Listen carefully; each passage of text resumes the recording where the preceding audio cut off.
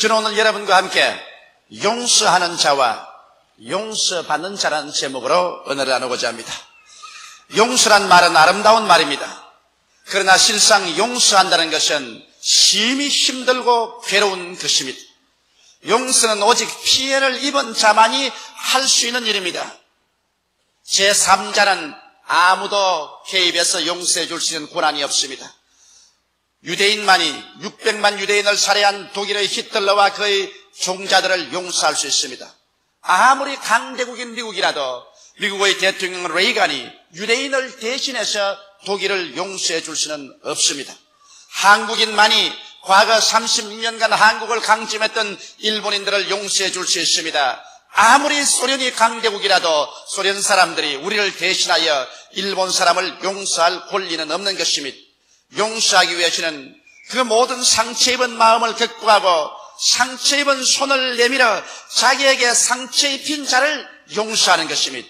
그렇기 때문에 용서하기 위해서는 미움과 원한을 십자가에 못 박고 나를 죽여야만 용서할 수 있습니다. 이 일을 할 수 있는 사람은 보통 사람은 아닙니다. 용기 있는 사람, 위대한 사람만이 용서할 수가 있습니다.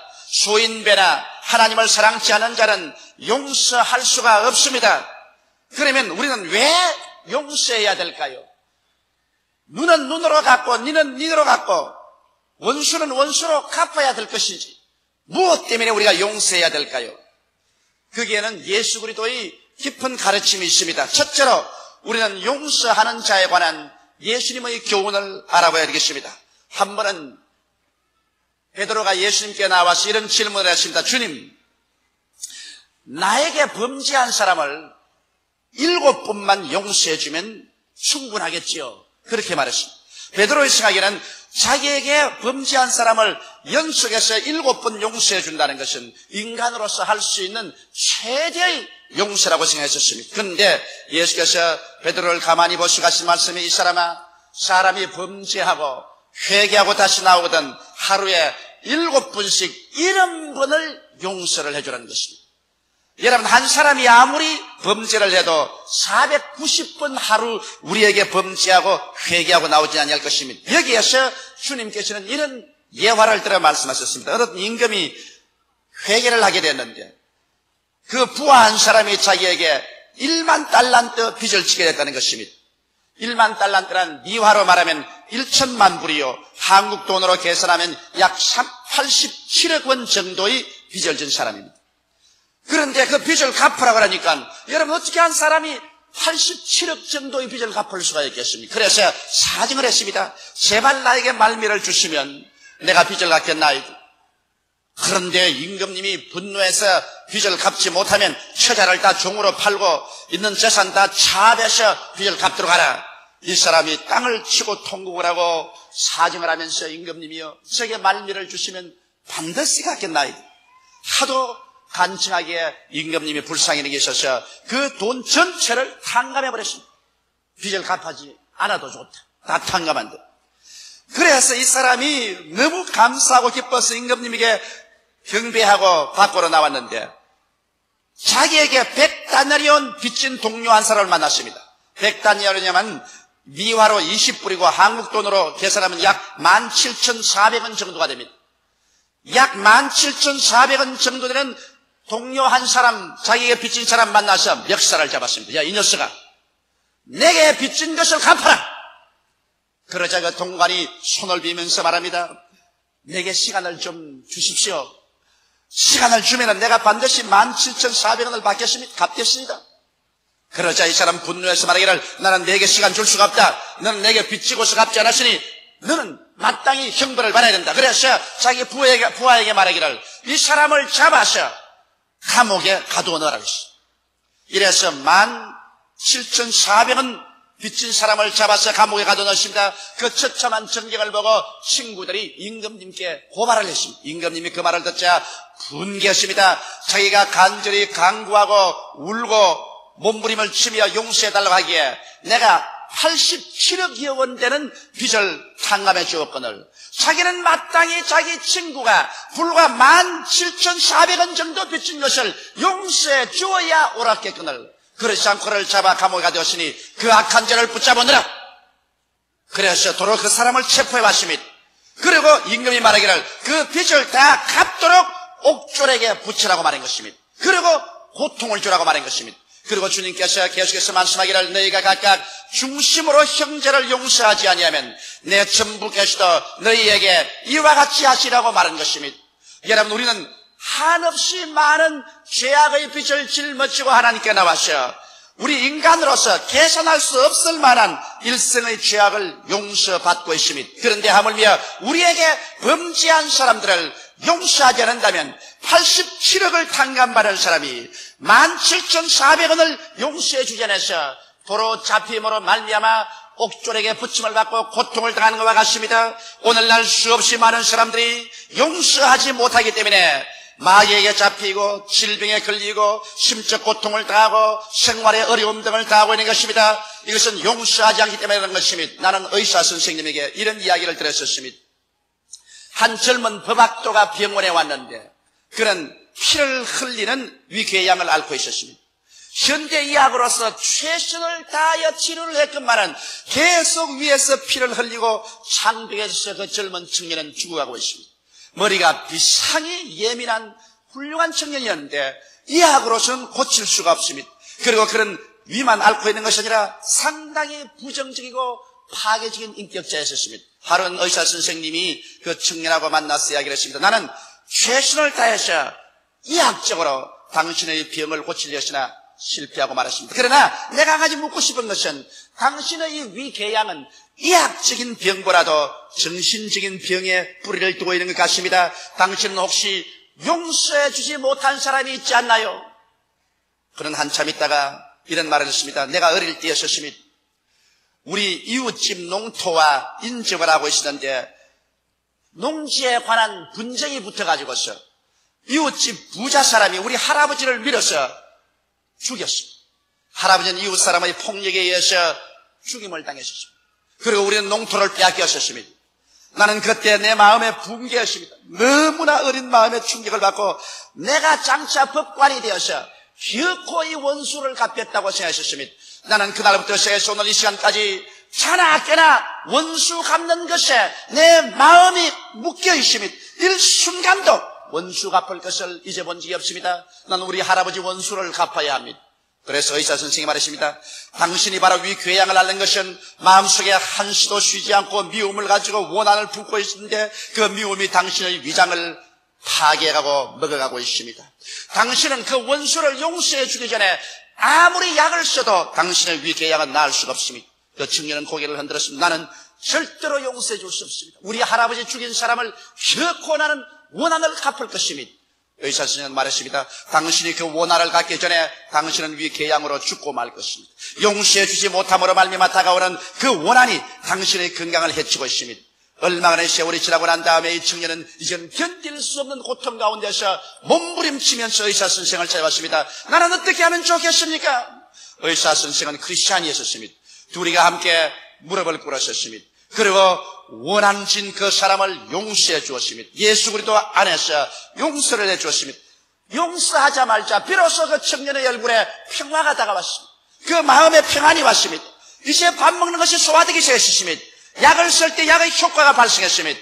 얼마 있지 않아요 그 청년은 위궤양에서 고침을 받고 새 사람이 되었다는 기록을 제가 읽어본 적이 있습니다.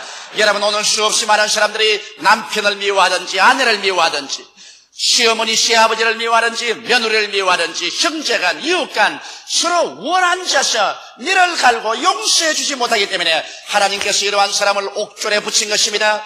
그래서 고통을 가하게 하는 것입니다. 바로 그 옥졸이 다른 것이 아니라 마귀요, 질병이요, 심적 고통이요, 생활의 여러 가지 어려움들인 것입니다. 이런 것이 다가와서 우리를 도적질하고 죽이고 멸망시키는 것입니다. 아무리 애를 쓰고 힘을 쓰고 기도해도 이런 문제가 해결되지 않습니다. 그것은 내 마음속에 진실로 내 이웃을 용서하지 아니할 때 우리에게도 하나님께서 은총과 축복을 허락해 줄 수가 없는 것입니다. 그렇기 때문에 오늘 이 자리에 와 계신 여러분, 여러분의 가슴에 손을 얹고 내가 만일 원한진 사람이 있는가, 용서해 주지 못할 사람이 있는가, 생각해 보시고 예수께서 얼마나 큰 용서를 여러분에게 준 것을 생각하고 얼마나 여러분께 주는 용서의 빚진 자라는 것을 생각하고 이웃을 용서하는 여러분 되시기를 주님의 이름으로 축원합니다. 둘째로 우리는 용서받는 자에 관해서 생각해 봐야 되겠습니다. 용서받는 자는 아무렇게 하기나 범죄하고 난 다음에 용서만 자꾸 바라면 될까요?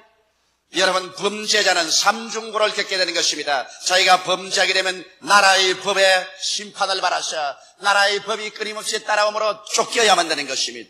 양심의 법에 쫓깁니다. 아무리 천년비하게 지난다 할지라도 양심은 자기의 것이 아니라 남의 것입니다. 양심은 끊임없이 따라오면서 주야로 심판합니다. 그러므로 양심으로부터 도망자가 되어서 끝없이 도망을 취해야 되는 것입니다. 그뿐 아니라 하나님의 법 앞에서 도망쳐야 되는 것입니다. 이 세상에 도망자가 된다는 것은 절대로 행복하지 않습니다. 아무리 호의호식하고 산다고 할지라도 도망자의 생활은 마음의 불안과 고통이 연속되는 것입니다. 비록 국법에 어기지 않았다 할지라도 양심의 법에 어기면 끊임없이 양심 앞에서 도망자가 되어야 되는 것입니다. 이러므로 오늘 이 세상에서 범죄하고 사는 사람에게는 마음의 평강이 없습니다. 성경은 말씀하기를 대개 악인에게는 그 마음의 평강이 없나니라고 말한 것입니다. 아무리 부귀영화 공명을 다 가지고 있다 하더라도 마음의 평화가 없는 삶은 참 행복의 삶이 될 수가 없습니다. 잠자리에 들어갈 때 마음의 기쁜 평안을 가지고 두 다리를 뻗을 수 있으면 그 사람 행복한 사람입니다.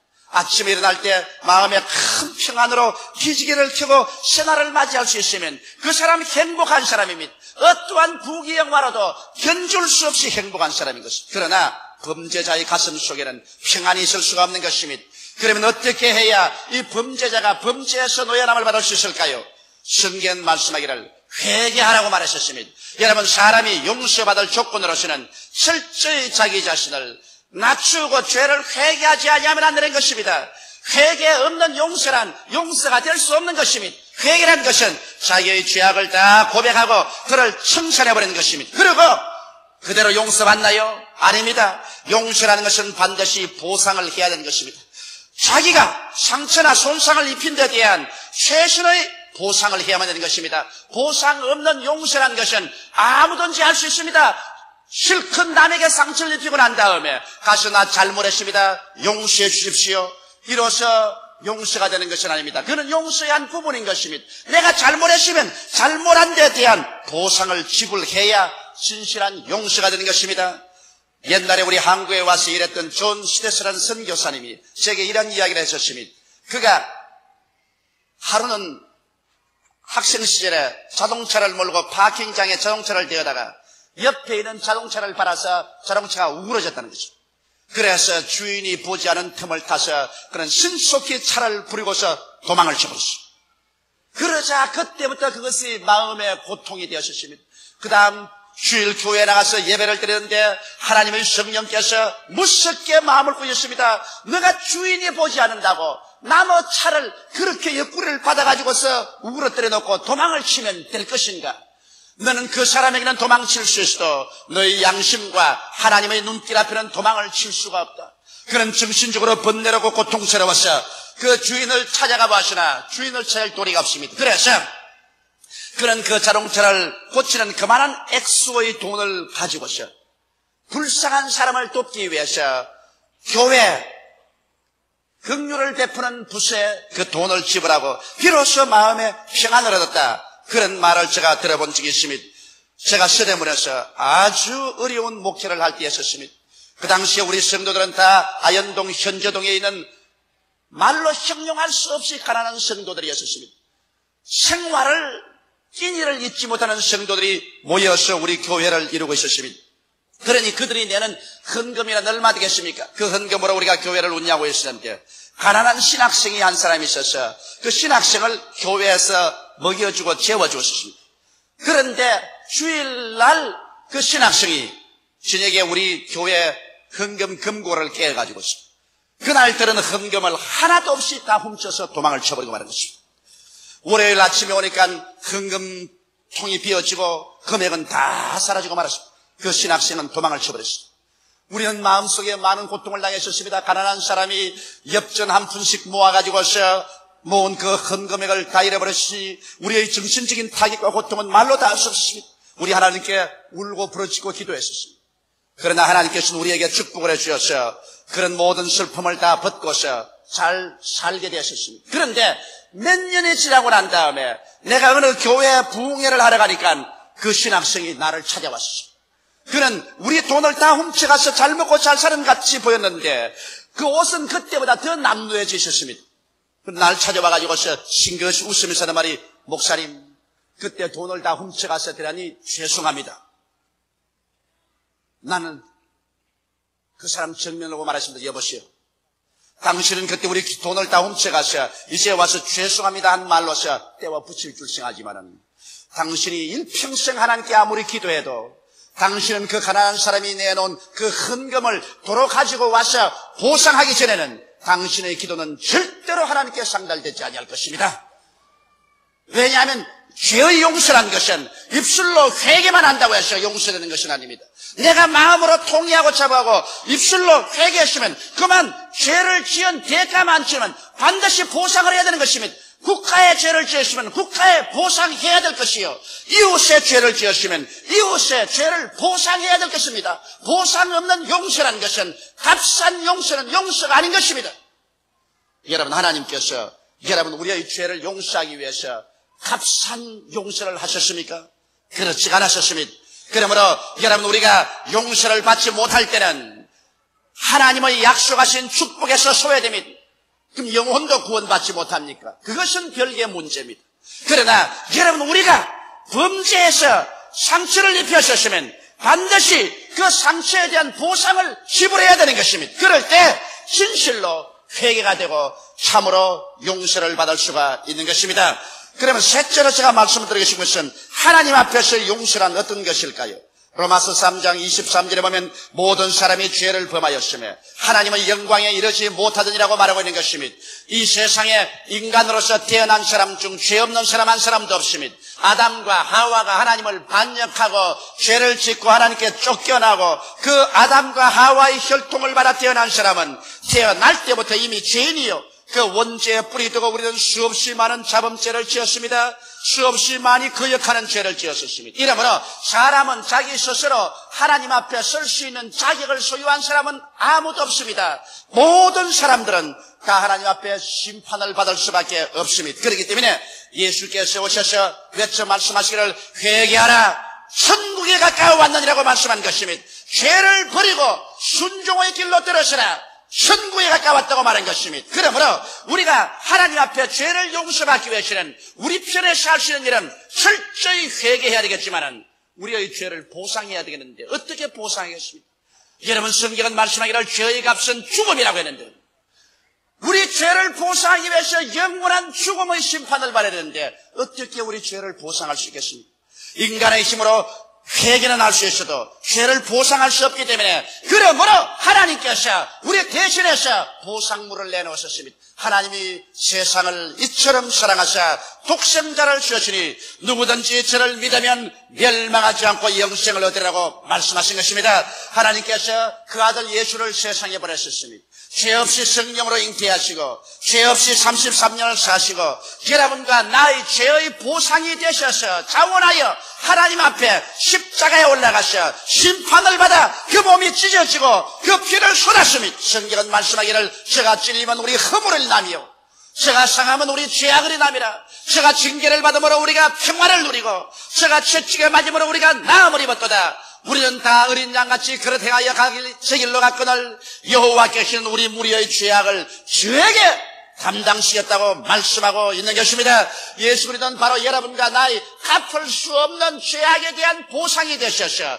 여러분과 나를 대신해서 그 일생을 하나님 앞에 다 쏟아 부어버리고 찢기고 피를 흘리고 죽으심으로 말미암아 우리 인류의 일평생의 죄악을 대신 청산해버리고 말한 것입니다. 이러므로 우리 사람들은 이제 우리 죄를 철저히 통회하고 자복할 뿐 아니라 예수 그리스도를 우리의 보상물로 받아들여야만 되는 것입니다. 이렇기 때문에 베드로가 말하기를 천하 인간에게 구원받을 만한 다른 이름을 주신 적이 없다고 한 이유가 그게 있습니다. 인간의 수양이나 도덕으로 말미암아 하나님 앞에 의롭다고 설 수 있는 자격자는 아무도 없습니다. 이 세상에 사는 동안 죄를 짓지 않은 의인은 아무도 없기 때문인 것입니다. 그러므로 오직 우리 죄를 대신해서 그 값을 갚아주신 보상물 되시는 예수 그리스도를 내가 나의 보정으로 모셔드리고 나의 구주로 모셔드리고 예수께 의지하는 길 이외에는 천하 인간이 구원받을 길이란 전혀 없습니다. 수양도 좋습니다.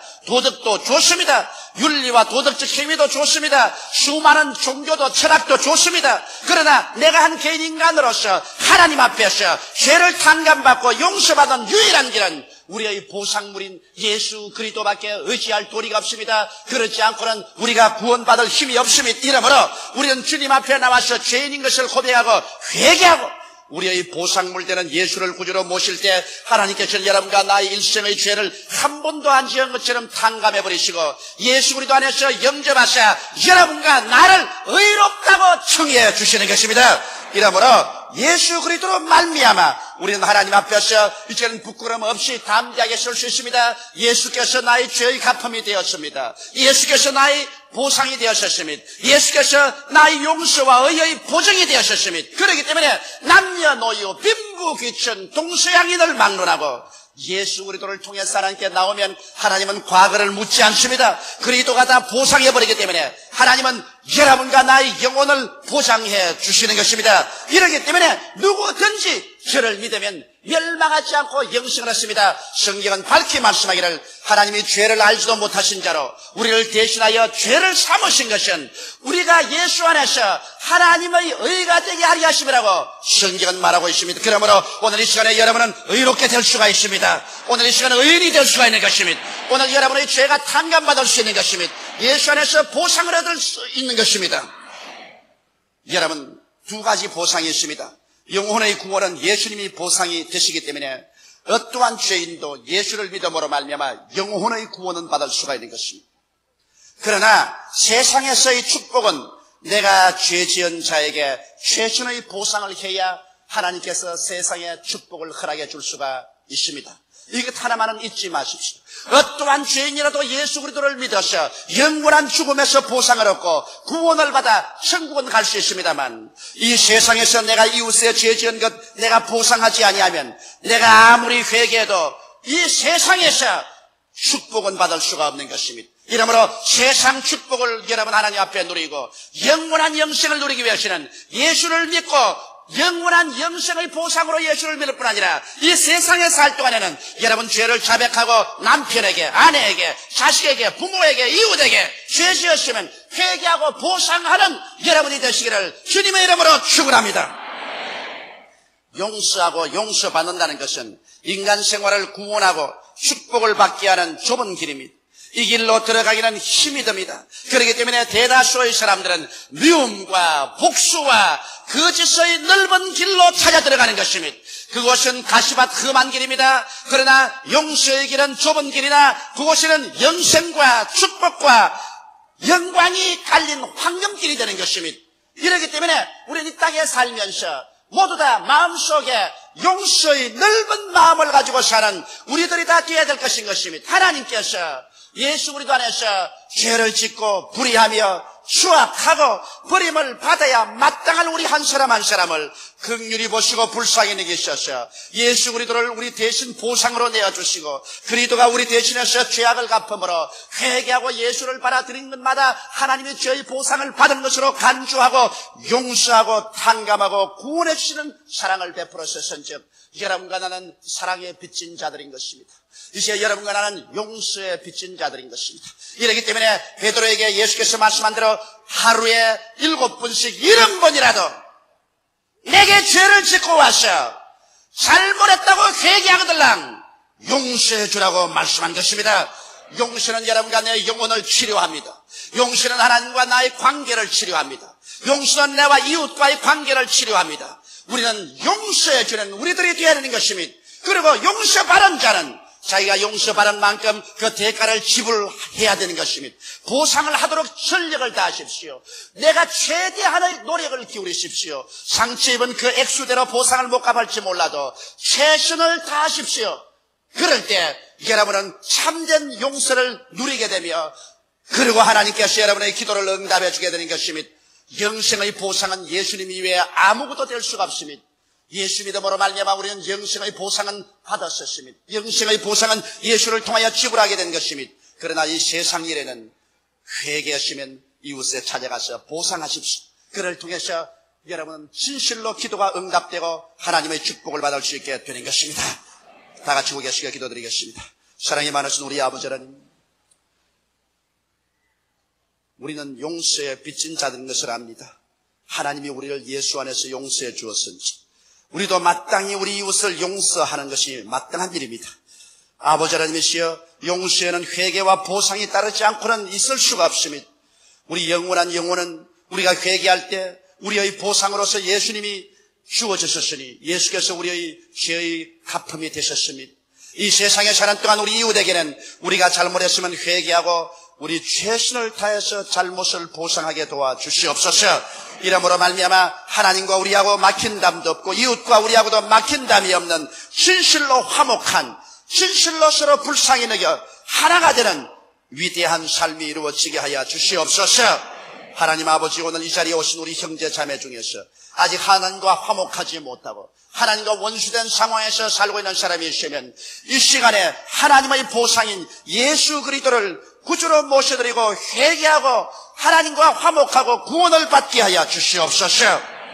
하나님 아버지, 오늘 그리스도의 성찬에 참여하기 전에 내 부부 간에, 내 부모 자식 간에, 이웃 간에, 형제 간에 미워한 것 있으면, 원한진 것 있으면 다 용서하고 성찬에 참여하게 도와주시옵소서. 예수님 이름 받들어 기도드리옵나이다. 아멘.